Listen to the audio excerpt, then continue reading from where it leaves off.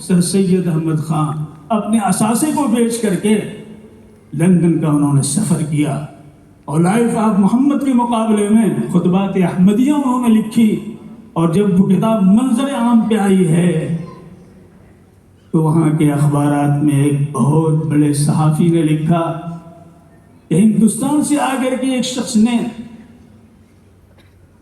Life of محمد کے مقابلے میں جو کتاب لکھی ہے اس کے اندر یہ ثابت کیا ہے کہ محمد مصطفیٰ صلی اللہ علیہ وسلم کا چہرہ انور بے داغ تھا، آپ کی سیرت بے داغ تھی، اور جو لوگ ایسا کہتے ہیں وہ غلط کہہ رہے ہیں۔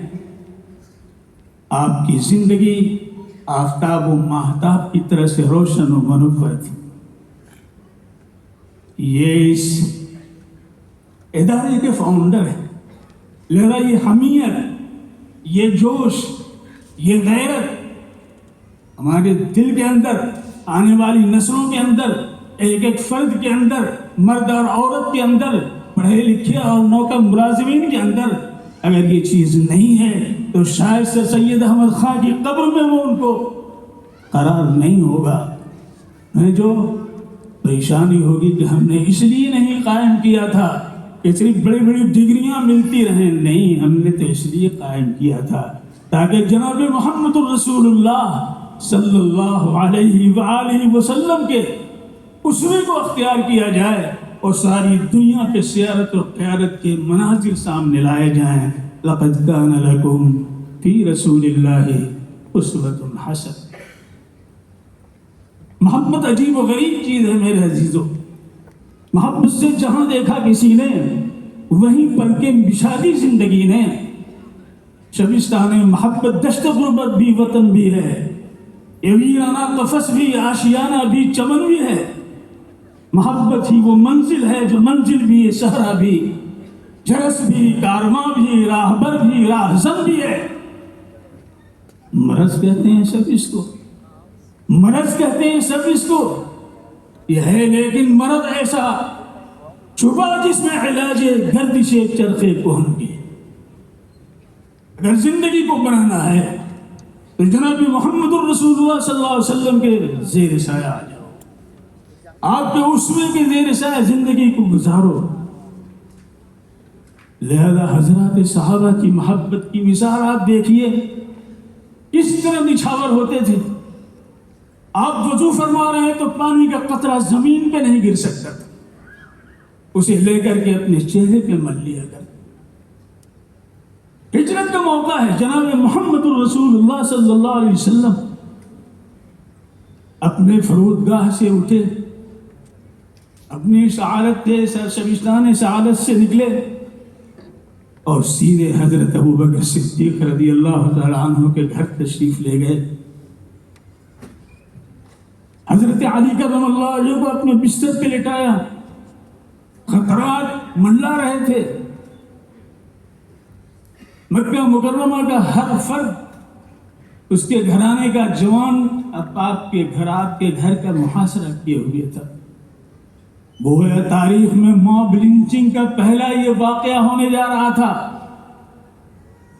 جو جناب محمد الرسول اللہ صلی اللہ علیہ وآلہ وسلم کی ذات حق پرست کے ساتھ کرنے کی کوشش کی جا رہی۔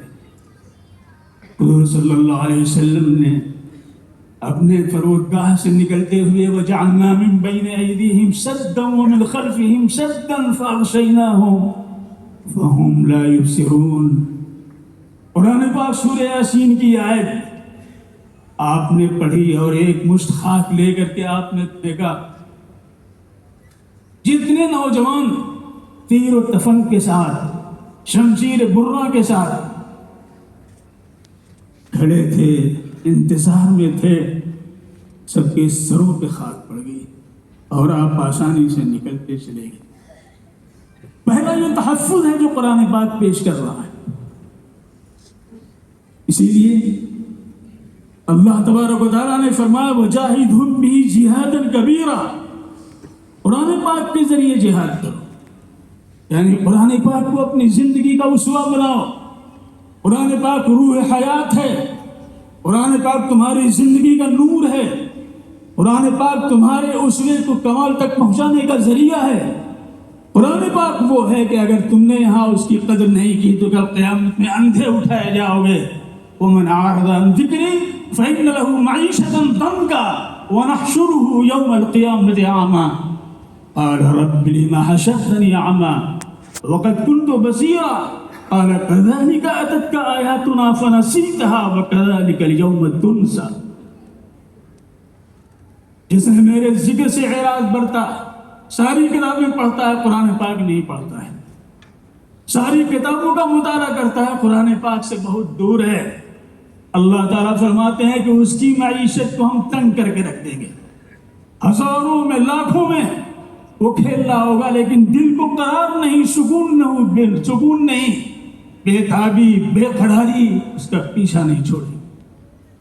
اور کل قیامت کے دن ہم اسے اندھا اٹھائیں گے۔ وَنَحْشُرُهُ يَوْمَ الْقِيَامَةِ أَعْمَى، وہ کہے گا رَبِّ لِمَ حَشَرْتَنِي أَعْمَى، میرے پروردگار مجھے آپ اندھا کیوں اٹھا رہے ہیں؟ وَقَدْ كُنْتُ بَصِيرًا، میں تو بینا تھا۔